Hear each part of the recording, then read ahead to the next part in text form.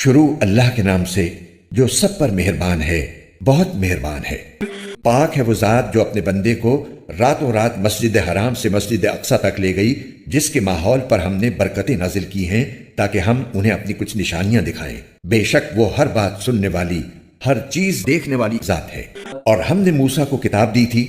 اور اس کو بنی اسرائیل کے لیے اس ہدایت کا ذریعہ بنایا تھا کہ تم میرے سوا کسی اور کو اپنا کارساز قرار نہ دینا۔ اے ان لوگوں کی اولاد جن کو ہم نے نوح کے ساتھ کشتی میں سوار کیا تھا اور وہ بڑے شکر گزار بندے تھے، اور ہم نے کتاب میں فیصلہ کر کے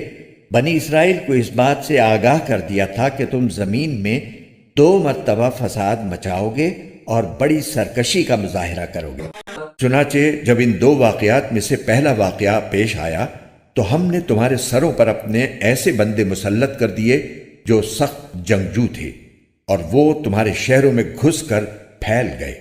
اور یہ ایک ایسا وعدہ تھا جسے پورا ہو کر رہنا ہی تھا۔ پھر ہم نے تمہیں یہ موقع دیا کہ تم پلٹ کر ان پر غالب آؤ، اور تمہارے مال و دولت اور اولاد میں اضافہ کیا، اور تمہاری نفری پہلے سے زیادہ بڑھا دی۔ اگر تم اچھے کام کرو گے تو اپنے ہی فائدے کے لیے کرو گے، اور برے کام کرو گے تو بھی وہ تمہارے لیے برا ہوگا۔ چنانچہ جب دوسرے واقعے کی میعاد آئی تو ہم نے دوسرے دشمنوں کو تم پر مسلط کر دیا تاکہ وہ تمہارے چہروں کو بگاڑ ڈالیں،